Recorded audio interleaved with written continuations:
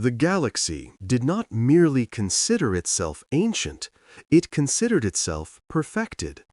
For thousands upon thousands of cycles, the great empires had risen, collided, waged their vast mechanical wars, and then settled into the cold certainty that nothing new under the stars could ever surprise them again. The Vrax Dominion, whose dread armored legions had crushed species before they learned to speak. The Tselic Consortium, whose merchants bought and sold civilizations with the same emotional investment as a farmer counting grain. The Arutian Crown, whose crystalline nobles glowed with the arrogance of millennia. And above them all, the drifting elders, who existed like myths woven from the dust between galaxies. These powers had seen the birth and death of entire cultures, so many that the names blurred like scratched carvings on a forgotten monument. To them, new species were background noise, distant flickers of life, destined to falter the moment a star-faring power decided they were convenient to absorb.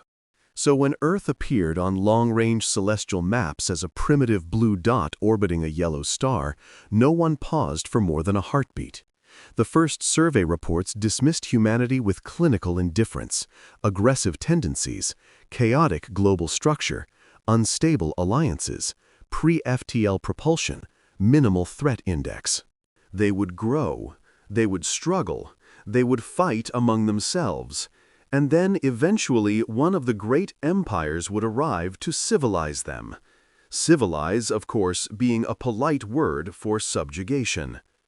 The Vrax Dominion privately marked Earth as a future annexation site long before humans even put a bootprint on the moon. To them, it was already conquered, already catalogued, already forgotten. But Earth was not like the others. Humanity was not shaped from the gentle soils of obedient worlds. They were born from ice ages, volcanic winters, pandemics, wars that should have ended them, but instead hardened them. They had rewritten their fate again and again with bare hands and stubborn hearts. Every time nature tried to erase them, they rewrote their story with louder ink. Humanity's true trait was not aggression, though the galaxy would later accuse them of it. It was relentless adaptability, the refusal to die quietly. But the galaxy knew none of this, not yet. The moment the Vrax Dominion declared the annexation phase, they moved with their signature brutality. No diplomacy, no preparation, no gentle introduction.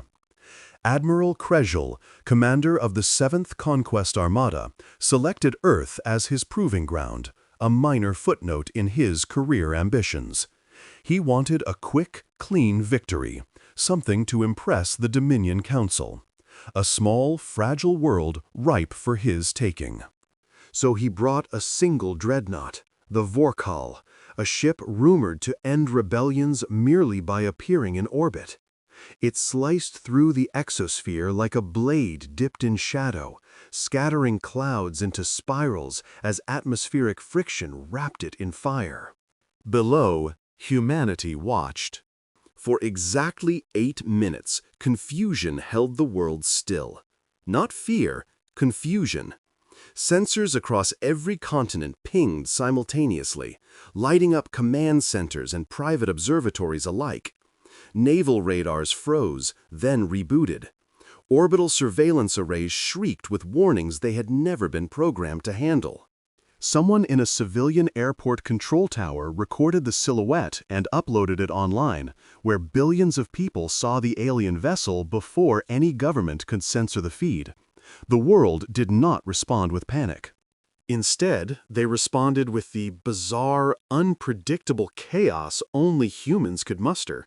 Live streamers cheered, journalists scrambled to guess at the ship's origin, military commanders snapped into silent coordination behind sealed bunker doors, and a few conspiracy theorists triumphantly declared they had been right all along. Then the dreadnought spoke. A transmission burst across Earth satellites with such precision that every screen, every radio, every device with even a hint of connectivity switched to the alien broadcast. The synthesized Dominion voice carried none of humanity's rhythms, only cold superiority. Your planet is annexed into the Vrax Dominion. Comply, and you will be spared the fate of the others. The words echoed across living rooms, classrooms, stadiums. Everyone heard it. Everyone felt the arrogance dripping from the tone. The reaction was not terror. It was a strange, collective pause, as if 8 billion minds were processing the absurdity simultaneously. And then came the laughter. Small at first, scattered across living rooms and crowded streets, then swelling as memes exploded across social networks faster than the Vrax could comprehend. People shared clips of the broadcast edited with ridiculous subtitles. Someone auto-tuned the threat into a dance beat that went viral within minutes. Even in the underground command bunker beneath the Rocky Mountains, a communications officer snorted before catching himself. Admiral Krejul had expected humanity to kneel. Instead, he had become a joke. Deep within that same bunker, Commander Rhea Lawson, stern, composed, and impossibly calm, watched the screen. She studied the alien vessel, not with fear, but with the trained eyes of someone who had spent her entire career preparing for a threat no one believed would ever arrive. She waited for the laughter online to fade, then ordered her officers to open a direct channel. When she spoke, her voice echoed into the void between Earth and the dreadnought with the clarity of a sharpened blade. Annexation denied. You have violated sovereign space. Withdraw immediately, or you will be fired upon. In that moment, the galaxy should have sensed a shift, something subtle but monumental, because for the first time in millennia, a species did not cower before an empire. A species struck back. Admiral Krejul had never, in his long and decorated military career, heard a species respond to a Dominion annexation order with such casual defiance. Most worlds, especially pre-FTL civilizations, reacted the same way: trembling compliance, chaotic surrender, or panicked desperation. Some begged for mercy, some tried to flee. A few fired primitive weapons that bounced harmlessly off Vrax shields before their governments were vaporized. But never, not once, had a planet responded with laughter. Never had an entire species collectively turned an imperial threat into a global joke. The sound alone made Krejul's mandibles twitch with confusion and rising anger. The Dominion bridge officers exchanged uneasy glances, their armored exosuits gleaming under red tactical lights. None dared question the Admiral, but the uncertainty rippled through them like static. The human reaction was not in any conquest protocol. It made no sense. A threatened species did not mock its invader. A threatened species did not broadcast memes of its conqueror. A threatened species smile. But Earth did. And that was the first moment the Vrax realized something was wrong. On the other side of the void, humanity continued reacting in the most human way possible, with unpredictability bordering on chaos. People on social media debated whether the transmission was real, a prank, a government experiment, or a film promotion. Children imitated the monotone alien voice. News anchors tried, and failed, to remain serious as they repeated the phrase, "Your planet is annexed," for audiences already dissolving into collective humor. The threat of subjugation was trending alongside cooking tutorials and cat videos. In the Rocky Mountain bunker, however, there was no laughter. There was only the cold, focused hum of professionals who had trained for this moment without ever believing it would truly arrive. Commander Rhea Lawson stood at the center of the operations chamber, surrounded by rows of analysts, officers, and tactical advisors. Screens filled the room with data, gravitational readings, radiation anomalies, unknown energy signatures emanating from the alien vessel. The dreadnought's silhouette, still hanging above Earth like a floating monolith, was displayed in rotating holographic detail. Lawson watched it silently.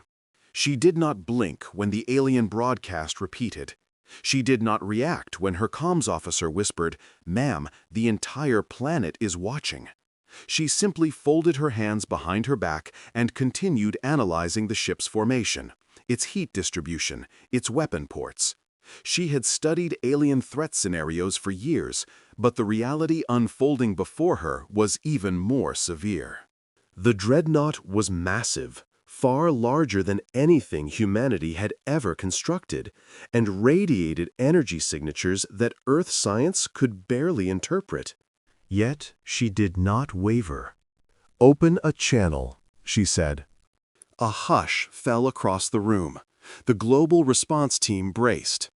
Every nation's defense network synced automatically with the bunker's systems, funneling authority into Lawson's hands. Billions of people waited, breath held, without even realizing why they were waiting. And into that silence, Commander Rhea Lawson delivered humanity's reply. Her voice carried the weight of a species that had clawed its way through every catastrophe its own world had thrown at it.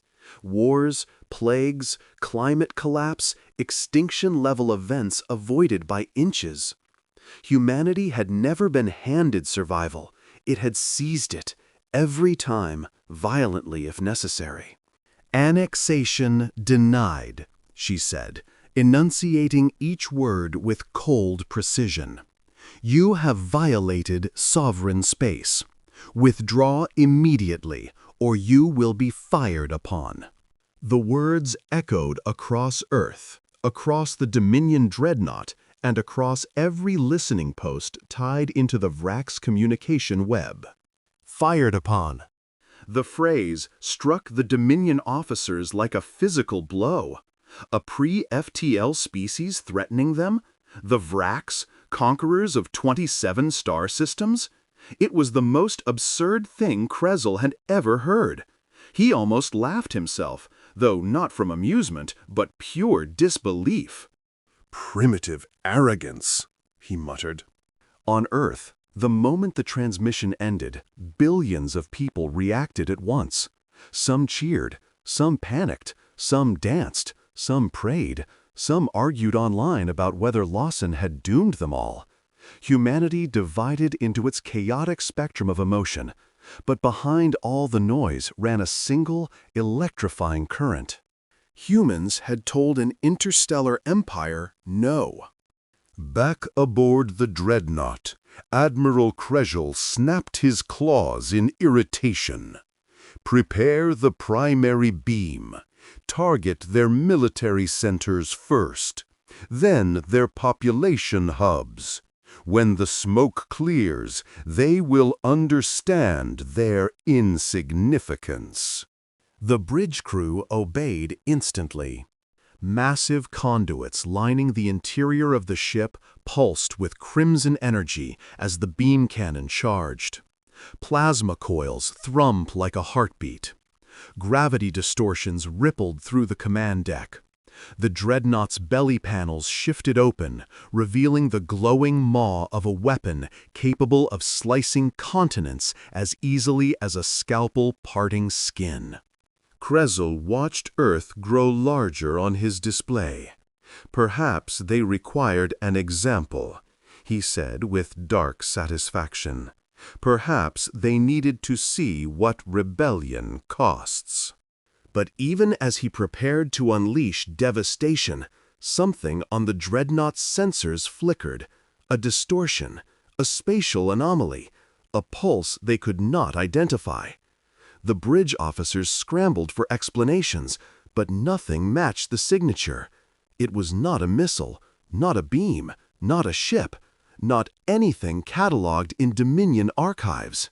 Krezel frowned. "What is that?" No one answered. On Earth, in the deepest protected chamber beneath the bunker, behind doors sealed with 14 independent biometric locks, a single phrase flashed across a classified screen in blinking red text. Project Resonance. Standby protocol triggered. Up on the dreadnought, alarms began screaming. The Dominion officers finally found their voice. Admiral, space-time around the vessel is destabilizing. Krejl shot upright. Impossible. But it was already happening. The humans hadn't laughed because they were naive. They had laughed because the Vraks were already too late. Project Resonance was the kind of secret that should not have existed. Not for a young species, not for a world still arguing over internet drama and border disputes. It was a technological impossibility, a cosmic accident, and a monument to the single most dangerous trait humanity possessed, the refusal to accept limitations. It began decades earlier, though only a handful of people on Earth ever knew the truth. A meteorite, classified immediately upon discovery, had crashed into the depths of Antarctica with an energy signature that baffled every instrument pointed at it. The world was told it was an ordinary impact. It wasn't. Beneath the ice lay fragments of something artificial, something older than any human civilization, something that hummed with dormant power even after eons of drifting through the void. Humanity didn't understand the technology, but they studied it anyway.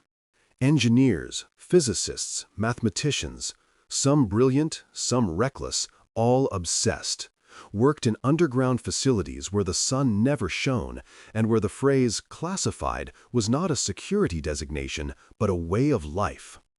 They learned quickly that whatever species had built the fragments didn't think like humans. Their designs did not follow geometric logic. Their energy patterns defied linear equations. Their materials regenerated when damaged. Their circuits resonated with frequencies that passed through matter like a ghost through fog. Still, humanity studied, adapted, reverse-engineered, improvised. Because that is what humans do when they find something they shouldn't. They poke it. They break it. They rebuild it. Better. Piece by piece, humanity discovered that the fragments interacted with gravity, not in the traditional sense, but in a way that twisted space like soft clay. They learned that tiny pulses could trigger microfolds, warping the air above their machines.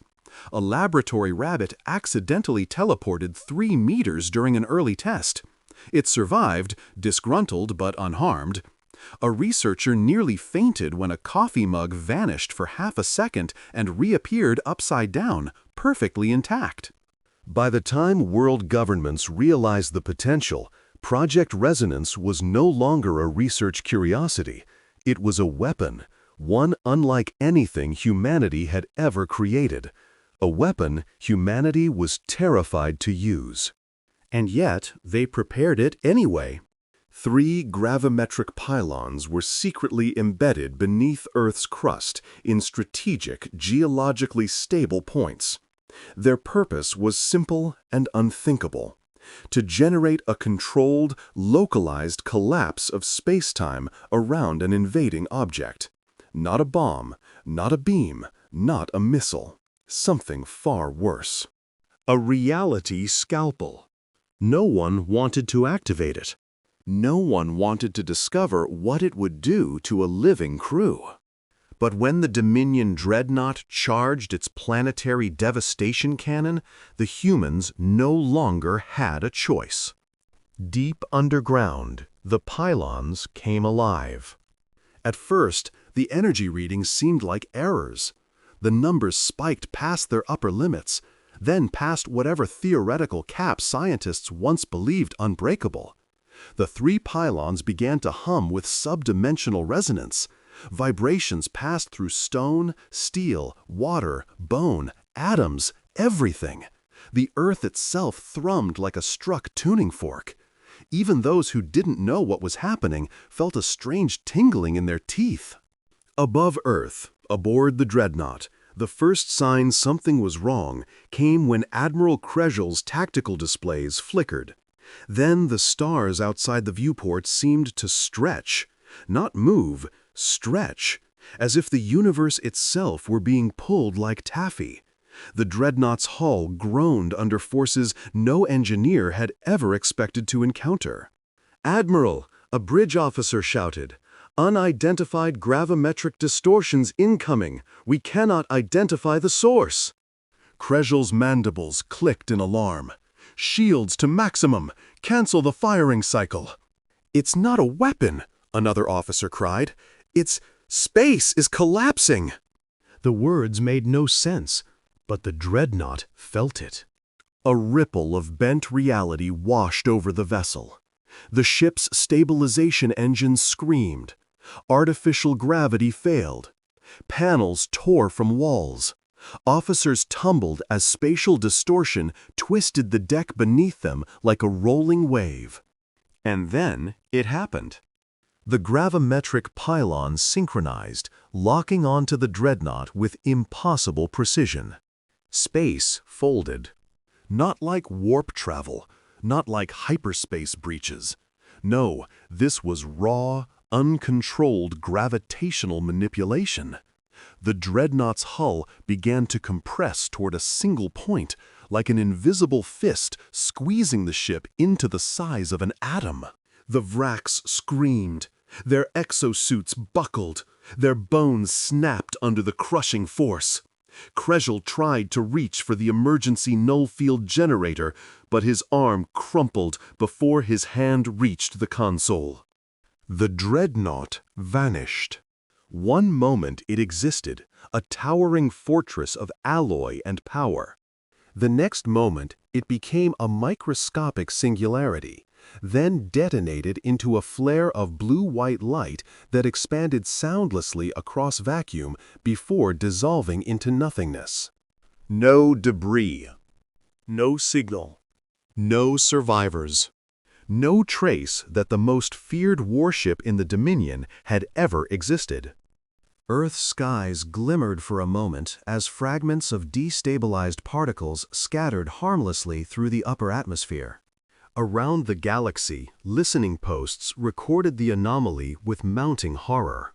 The Arushan Crown immediately halted all fleets and sent a message to their High Regent marked with urgent existential threat. The Zwelik Consortium's financial markets crashed for 7 full minutes as traders panicked at the idea of an unknown power capable of erasing warships. The Elders, silent watchers of the galaxy, opened their veiled eyes for the first time in centuries. No one could deny it. A species the galaxy had dismissed as primitive had just used a weapon beyond the comprehension of empires. Humanity had not repelled an invader. Humanity had rewritten the rules of war. Project Resonance had awakened. And with it, the galaxy's arrogance had died. The galaxy had not yet recovered from the shockwave of the destroyed Dreadnought when Earth made its next move. Not with weapons, not with retaliation, but with a message. Humanity could have screamed triumph, broadcast threats, or declared themselves the new apex of the stars. Instead, the transmission that left Earth was almost unnervingly calm. Commander Rhea Lawson appeared on the screens of hundreds of listening posts, thousands of espionage satellites, and tens of thousands of intelligence relays scattered throughout the Orion sector. Her posture was steady, her tone level, her eyes unwavering.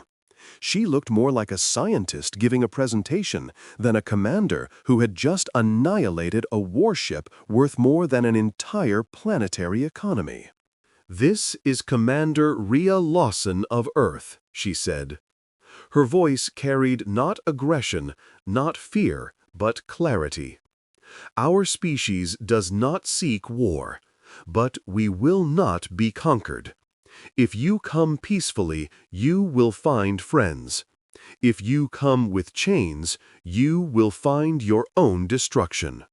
Across the stars, species that had long grown accustomed to power imbalances felt something stir, an unfamiliar emotion, one they hadn't associated with pre-FTL worlds in centuries.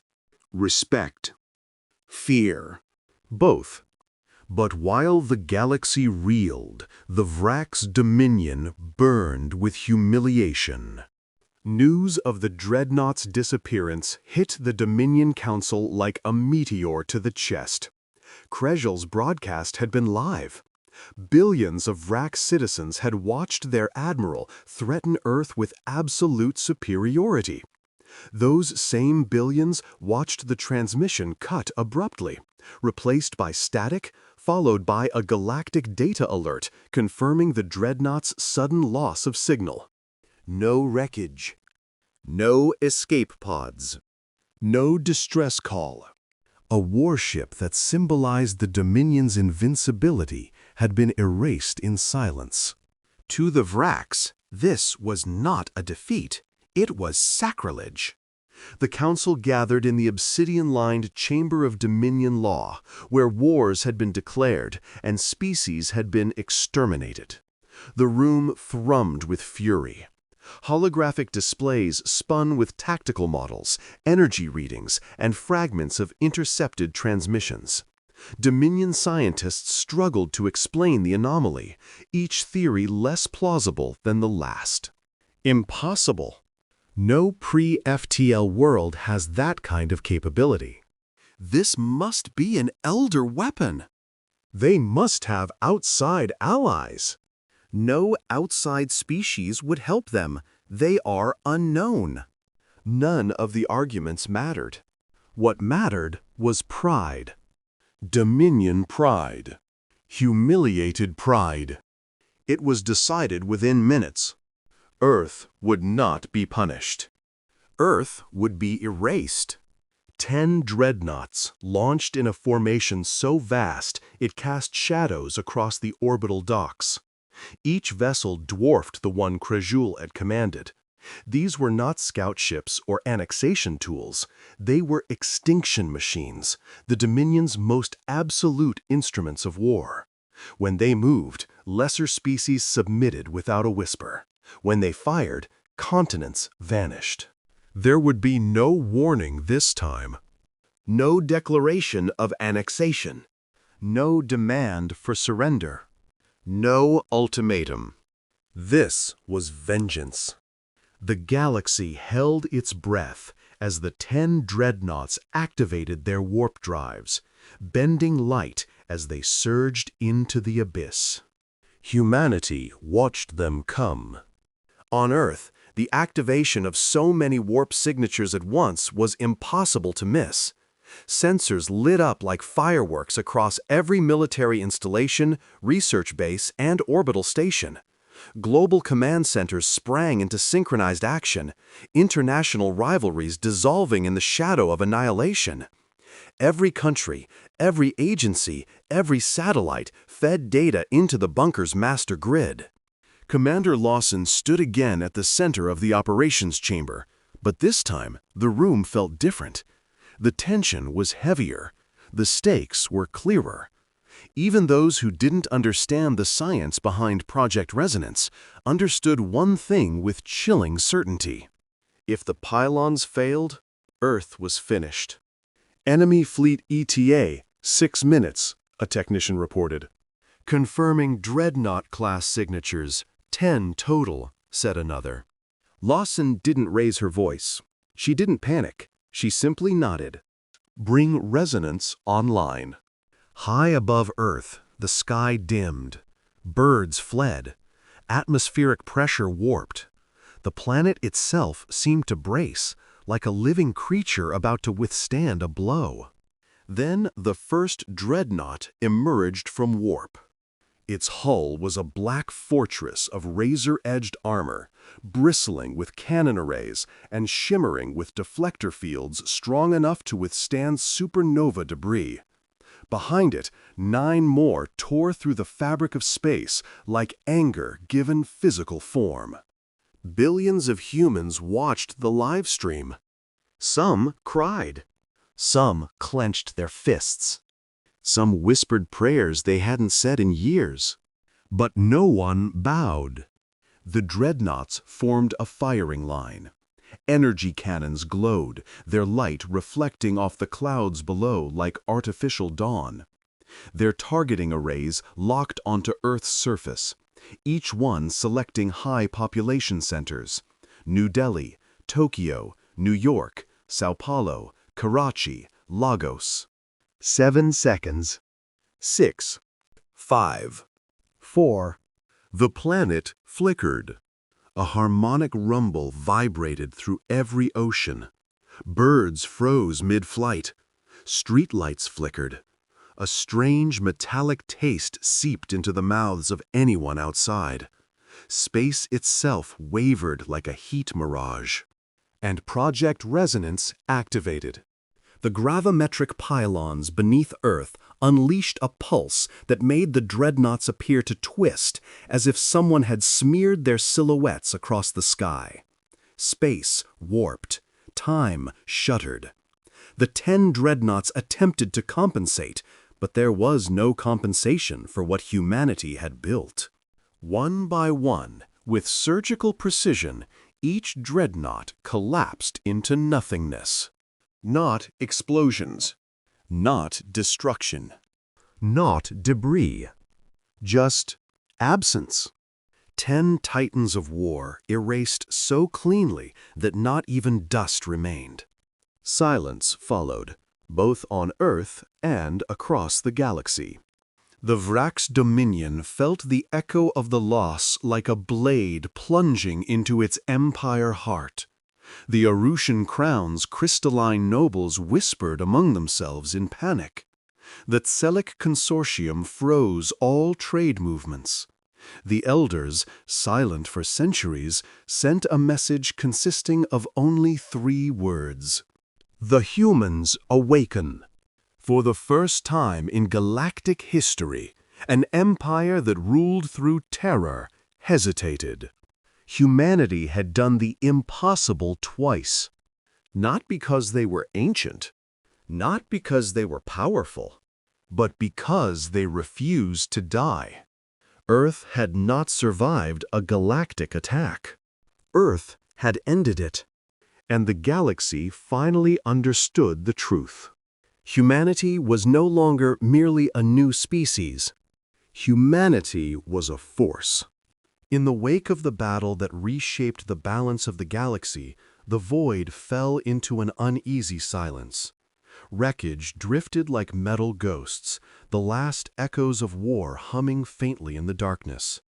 The Tarek's dominion, once a specter of unstoppable conquest, reeled in disbelief as fragmented reports spread through their empire. Their commanders replayed footage of human ships emerging from the wormhole with impossible precision. Their analysts re-examined every calculation, every prediction, every probability they had crafted. None of it made sense. None of it should have happened. And yet it had. The galaxy's model of humanity had been wrong since the first moment it was written. Aboard the human flagship Resolute Dawn, Admiral Cade stood before the panoramic view of the wreckage field. His officers moved quietly around him, the atmosphere strangely peaceful after the chaos of the preceding hours. Humanity had won, not because they were the strongest or the oldest or the wealthiest civilization in the galaxy, but because they did what every other species had labeled as reckless. They acted with conviction. They struck when logic said they should retreat. They advanced when statistics predicted their defeat. And they survived because their nature was to rise from ashes laughing. Cade watched a drifting Dominion cruiser spin slowly in silence and felt no triumph, only clarity. They expected a species, he murmured. They got humanity instead. Across the galaxy, the shockwave of the battle rippled through political chambers, marketplaces, military outposts, and underground networks. The neutral worlds, long too afraid to resist the Dominion, found themselves whispering a new word with something like reverence: humans. The Coalition Council called an emergency assembly. Members argued, shouted, gestured wildly, but the conclusion was inescapable. Humanity was no longer an unpredictable newcomer. They were a force the galaxy had to reckon with. Ambassador Wren, the sole human representative, listened to the panic with a calm, almost cold expression. When her turn came, she stood, adjusted her uniform, and spoke a single sentence that spread across every corner of the chamber. "We do not seek war, but we will finish one if forced upon us." Silence followed, the kind that transforms how history will be written. Meanwhile, on Terex Prime, the Dominion capital, Supreme Strategist Zelkor faced a council of trembling advisors. For centuries, their empire had crushed rebellions, subjugated star systems, and maintained dominion through fear alone. But fear had met something older, stronger, and far more volatile: human defiance. Zelkor replayed the final minutes of the engagement, watching humanity launch a counteroffensive with a level of coordination his species did not believe possible. He saw human ships take hits that would have made Terex captains abandon their posts. He saw damaged vessels ram enemy cruisers in perfect synchrony, sacrificing themselves not in despair, but in strategy. "They are not predictable," Zelkor rasped. "They are not contained by logic. They are something else. Find out what drives them, or prepare for our empire to crumble." Back aboard the Resolute Dawn, celebrations hummed in the background, though they were subdued by the weight of what had happened. Commander Lyon approached Admiral Cade with a datapad. "Sir, Dominion fleets across 3 sectors are retreating. Some are even abandoning their outposts entirely. The galaxy is asking what we intend to do next." Cade exhaled slowly, feeling the enormity of the moment settle on his shoulders. "We teach them the same lesson again," he said, "but differently. Not through war, through presence, through unity. For humanity had realized something profound. The galaxy didn't fear their weapons. It feared their resolve, their unpredictability, their refusal to accept fate as something written by anyone else." Later that cycle, Cade visited the memorial hall aboard the ship, where holographic names shimmered softly. Men and women who had given everything so humanity could stand tall. He placed his hand on the cold railing and spoke quietly to the fallen. "You changed the galaxy," he said, "not with power, but with will. And they will never underestimate us again." The lights dimmed slightly, as though honoring the quiet oath drifting through the chamber. Across the stars, stories of the battle spread faster than official reports. On frontier worlds, children reenacted the moment human frigates surged from the wormhole. On liberated colonies, civilians lit lanterns and launched them into the night sky. Even species who had once mocked humanity's stubbornness now repeated a single truth: the humans did not fight like any known civilization. They fought like a species carved from storms. By the time the galactic cycle turned, the message was no longer just whispered, it was accepted as universal fact. In every diplomatic hall, every war room, every shadowy corner of the galaxy, one lesson echoed. The galaxy could predict everything except the moment humanity chose to stand. And when they did, the response was instant, decisive, and absolute. Humanity did not ask for respect. They earned it with fire and courage and unbreakable spirit. Thus the galaxy learned the truth that would define the era to come. Never provoke humanity unless you are prepared for the consequences. For when humans strike, they strike like a force of nature. And the galaxy, for the first time in its long history, understood that some storms cannot be measured, predicted, or contained.